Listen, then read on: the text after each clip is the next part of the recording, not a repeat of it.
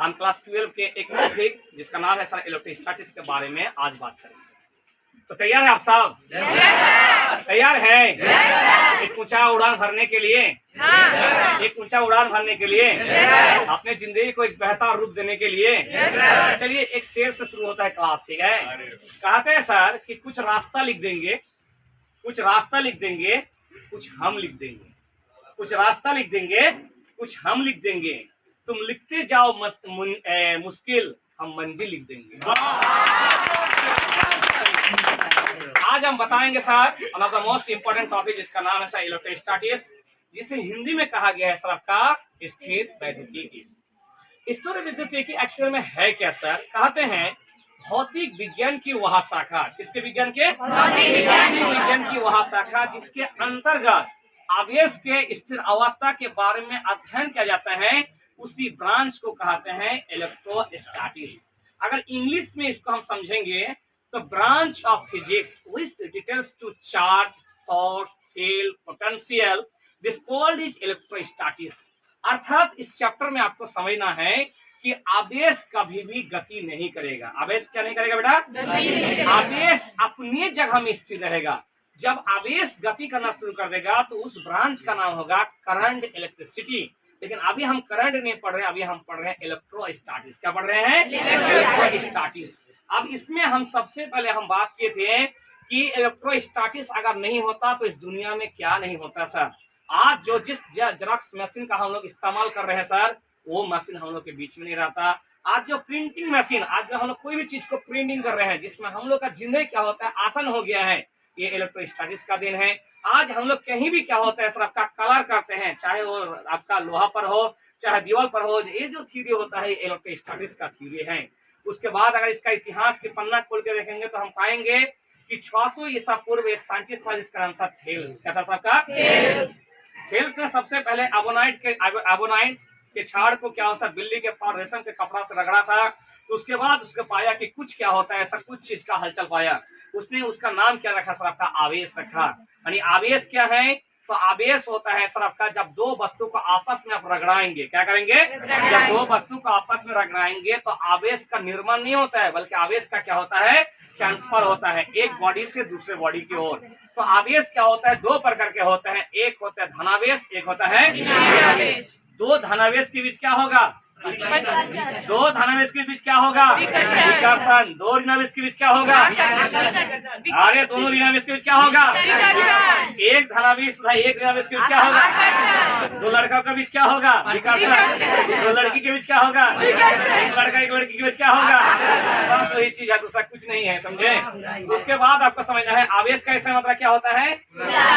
गुलाम या कुलाम? कुलाम था, कुलाम साइंटिस्ट था। उसका सीरियस मतलब क्या होता है? स्टेट कुलाम। क्या होता है? एक माइक्रो कुलाम कितने कुलाम का बराबर होता है? 10⁻⁻⁶। एक नाइनो कुलाम कितना होता है? 10⁻⁻⁹। एक पिको कुलाम कितना होता है? 10⁻⁻⁻। इसके बाद हम लोग पढ़ाए थे सर आवेश के मूलभूत गुण। क्या पढ़ाए थे सर हम लोग? आवेश का मूलभूत गुण में बताए थे कि आवेश का 3 मूलभूत गुण होता है। आवेश का एगोतमक, आवेश का क्वांटिमीकरण, आवेश का संरक्षण। ठीक है?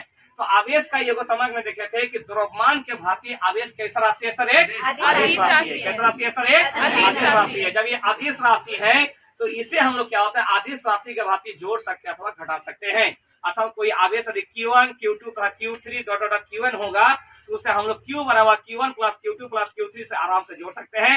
बशर्ते हमें नेगेटिव और पॉजिटिव को ध्यान में रखना पड़ेगा। ठीक है? उसके बाद आवेश का क्वांटिमीकरण गुण। आवेश का क्वांटिमीकरण गुण कहते हैं कि इस प्रकृति में दिए गए मूल आवेश का हमेशा प्लस माइनस QV के बराबर होते हैं। अर्थात इस दुनिया में आवेश कभी भी आधा, कभी भी 100वां, कभी भी पौने, कभी भी 1.5 नहीं होगा। आवेश हमेशा क्या होगा सर आपका?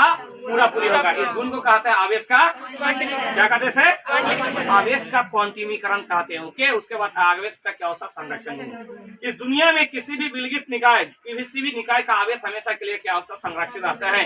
अर्थात ना ही आवेश का बना सकते हैं, ना ही आवेश का बर्बाद कर सकते हैं, बल्कि आवेश को क्या होता है? एक बॉडी से दूसरी बॉडी में ट्रांसफर कर सकते हैं। अगला जो टॉपिक था सर आपका आप लोग को पढ़ाया था चालक और अचालक। चालक और अचालक, और एक होता है अर्धचालक। ठीक है? तो चालक क्या है? चालक वे पदार्थ होता है जिसमें फ्री इलेक्ट्रॉन के संख्या पाए जाते हैं, जिसमें आवेशों का प्रवाह क्या होता है सुगमता से होता है, उसको क्या कहते हैं? चालक। इसे क्या कहते हैं? जैसे उधर में क्या आ जाएगा? सोना आ जाएगा, चांदी आ जाएगा, लोहा आ जाएगा, सब क्या आ जाएगा चालक में।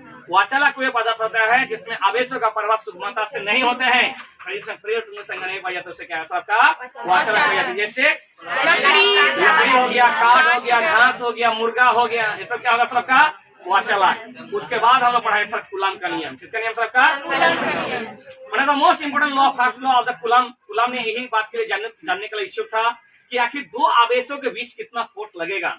उसके लिए कूलम ने अपना एक नियम दिया जिसे कूलम का नियम कहते हैं। कूलम के नियम के अनुसार दो बिंदु आवेश के बीच आकर्षण या प्रतिकर्षण दोनों आवेशों के गुणनफल के क्या होता है सबका समानुपाती। दोनों आवेशों के गुणनफल के क्या होगा? तो उसके वर्ग, उसके बीच की दूरी के वर्ग के क्या होते हैं? समानुपाती होते हैं। अर्थात F समानुपाती Q1 एंड Q2 और F समानुपाती 1/r स्क्वायर। समीकरण समीकरण 2 को मिला दोगे तो बनेगा F समानुपाती Q1 Q2/r स्क्वायर। जब समानुपाती हटाओगे तो कांस्टेंट लगेगा जिसका नाम है सब K, तो F बराबर K Q1 Q2/r square. K का मान क्या होता है? K क्या है? इलेक्ट्रोस्टैटिक फोर्स बने होता है जो दोनों आवेशों के मीडियम पर निर्भर करते हैं। K का मान पाया गया है सर 1/4 ऑप्शन है नो, जिसका मान होता है 9 गुना 10⁹ newton metre square coulomb inverse 2। अगर इसको रखोगे तो पाओगे F बराबर 1/4 epsilon naught Q1 Q2/r square. That is Coulomb's law. That is Coulomb's law. ये क्या सबका कूलम्स लॉ है। उसके बाद पढ़ाए सर एकांक आवेश। एकांक आवेश वह आवेश है जो समान परिमाण के बीजगणितीय आवेश 1 मीटर की दूरी पर अगर रखेंगे तो उसमें 9 गुना 10⁹ न्यूटन का बल आरोपित होगा तो उसे क्या कहेंगे सर हम लोग? एकांक आवेश। कौन सा आवेश कहेंगे? एकांक आवेश। उसके बाद हम लोग पढ़े थे कि कूलम का नियम के दुनिया महत्व। कूलम के नियम के अनुसार क्या होता है? इलेक्ट्रॉन नाभि के चारों ओर चक्कर लगाते हैं। कूलम के नियम के अनुसार क्या होता है? परमाणु मिलकर अणु का निर्माण करते हैं। कूलम के नियम के अनुसार क्या होता है? परमाणु अणु मिलकर क्या होता है? ठोस और द्रव्यों का निर्माण करते हैं। और कूलम बल जो होता है एक केंद्रीय बल होता है। इसके बाद पढ़ाए थे अध्रुवपन का सिद्धांत। क्या पढ़ाया था सबका? याद है या भूल गए हो? याद है या भूल गए हो? The principle of superposition. The principle of कहते हैं किसी दिए गए आवेश के चारों ओर स्थिर आवेशों के समूह के कारण लगने वाला बल अलग अलग बलों का सदिश योग के बराबर होता है। इसे कहते हैं अध्रुवपन का सिद्धांत कहते हैं। इसको पढ़ने के बाद पढ़ाए थे विद्युत क्षेत्र। क्या पढ़ाया था सबका? किसी आवेश के चारों ओर का वह क्षेत्र जहाँ पे उसका आकर्षण अथवा प्रतिकर्षण गुण का अनुभव किया जाता है उसे विद्युतीय क्षेत्र कहते हैं। अतः विद्युतीय क्षेत्र E से सूचित किया जाता है। E बराबर F/Q होगा। इसका ऐसा मात्रा होता है न्यूटन पर कूलम। क्या होता है? न्यूटन पर कूलम। यहाँ कौन सा राशि है? सदिश या आदिश? सदिश या आदिश? सदिश है। उसके बाद विद्युतीय बल रेखा। विद्युतीय बल रेखा एक काल्पनिक बंद वक्र होता है जिसमें एक एरो होता है जो उसके दिशा को क्या होता प्रदर्शित करते हैं। अब विद्युतीय बल रेखा के गुणधर्म पढ़ाए थे कि विद्युतीय बल रेखा सतत वक्र होता है, इसमें कोई ब्रेक नहीं होता है। विद्युतीय बल रेखा कभी भी लोग नहीं बनाते हैं। विद्युतीय बल रेखाएं पॉजिटिव से शुरू होगा, नेगेटिव में क्या होगा? खत्म होगा। विद्युतीय बल रेखाएं या सिंगल चार्ज होगा तो या तो अनंत से शुरू होगा या तो अनंत में क्या होगा? सबका खत्म होगा। विद्युतीय बल रेखाएं एक दूसरे को कभी भी प्रतिच्छेद नहीं करते हैं। यहाँ तक हो गया था। उसके बाद इलेक्ट्रिक डाइपोल। इलेक्ट्रिक डाइपोल समान परिमाण के विजातीय आवेश बहुत ही कम दूरी 2a पर स्थित होता है। उसे क्या कहते हैं? सबका इलेक्ट्रिक डाइपोल कहते हैं। उसे क्या कहते हैं? उसे क्या कहते हैं? इलेक्ट्रिक डाइपोल कहते हैं। उसे कौन सा डाइपोल कहते हैं? Electric dipole. इलेक्ट्रिक डाइपोल कहते हैं। अब है डाइपोल मोमेंट। अब क्या है सबका? Dipole moment. डाइपोल मोमेंट जो होता है, डाइपोल मोमेंट इलेक्ट्रिक डाइपोल के शक्ति को मापता है। यह एक सदिश राशि है जिसका कोई भी एक आवेश तथा उसके बीच की दूरी के गुना के क्या होता है? बराबर होते हैं। अतः इसका ऐसा मात्रा होगा कूलम मीटर। क्या होगा सर? क्या होगा सर? क्या होगा? उसके बाद मैंने एक व्यंजक पढ़ाए थे कि एक इलेक्ट्रिक डाइपोल का उपयोग करते हैं उसके अक्ष पर विद्युतीय क्षेत्र का व्यंजक प्राप्त करें। इसका आंसर आया था हम लोग का E बराबर 1/4 2p/r3। 2p/r3। उसके बाद निरक्षीय पढ़ाए थे सर हम लोग कि एक इलेक्ट्रिक डाइपोल का उपयोग करते हैं उसके निरक्ष पर विद्युतीय क्षेत्र का व्यंजक पढ़े तो E बराबर आया था 1/4 p/r3। ये खत्म होने के बाद पढ़ाए थे हम लोग सब विद्युत फ्लक्स। क्या पढ़ाए थे? कि विद्युतीय क्षेत्र के लंबवत गुजरने वाले विद्युतीय बल रेखा की संख्या को विद्युतीय फ्लक्स कहते हैं। क्या कहते हैं? विद्युतीय फ्लक्स कहते हैं। विद्युतीय फ्लक्स का ऐसा मात्रा होता है newton newton coulomb metre square, newton coulomb metre square. यह एक अदिश राशि है। ये कैसी राशि है? अदिश राशि है। इसका पढ़ाई one of the most important question, जिसका नाम है गॉस का परिमेय। किसके बारे में?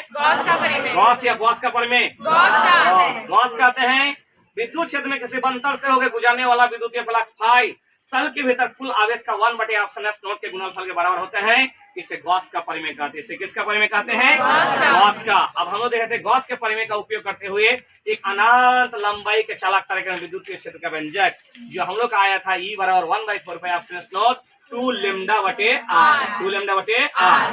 इसके बाद हम लोग दो इंपोर्टेंट क्वेश्चन पढ़े थे कि गॉस के परिमेय का उपयोग करते हुए टुकड़े को लेकर बाहर तथा अंदर, जो बाहर आया था वो आया था E बराबर 1/4 नोट क्यू बटे आर स्क्वायर, और अंदर जो हुआ था वो 0 हो गया। क्या हो गया सबका? 0। ये पढ़ाने के बाद हम लोग विद्युत विभव। क्या पढ़ाते? विद्युत कि अनंत से विद्युत क्षेत्र तक लाने में किया गया कार्य को विद्युत विभव कहते हैं। विद्युत विभव एक आदेश राशि है। इसका ऐसा मतलब जूल पर क्या होगा सर? कूलम। जूल पर क्या होगा सर? कूलम।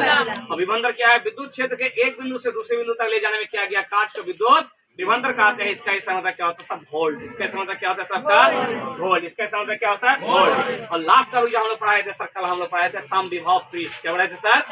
समविभव पृष्ठ। उसमें एक व्यंजक पढ़ाए थे कि बिंदु आवेश के कारण किसी बिंदु पर विद्युत विभव का व्यंजक प्राप्त करें, जहाँ पे V बराबर 1/4 क्यू बटे आर। और लास्ट पढ़ाए सर विद्युत विभव। सही आपका समविभव तल एक ऐसा तल है जिसके प्रत्येक बिंदु पर विभव का मान समान होता है, उसे समविभव पृष्ठ कहते हैं। यहाँ तक हम लोग का ऑप्टिक्स हो गया है सर। आप जिसको समझ में नहीं आया इस वीडियो को रिवाइंड करके क्या हो एक दो बार देख लोगे, सूझ के आराम से क्या होगा सर आपका थोड़ा रिवाइज हो जाएगा। जरूर इसको एक बार देखिए, ठीक है? जरूर इसको देखिए, ठीक है? और लास्ट में एक ही चीज कहेंगे, एक ही सारी कहेंगे, ठीक है? कि नकर तकदीर से सिकवा मुकद्दर आजमाते जा। नकर तकदीर से सिकवा मुकद्दर आजमाते जा, जरूर मिलेगी कामयाबी मेरे स्टूडेंट सिर्फ TSTC में पढ़ते जा।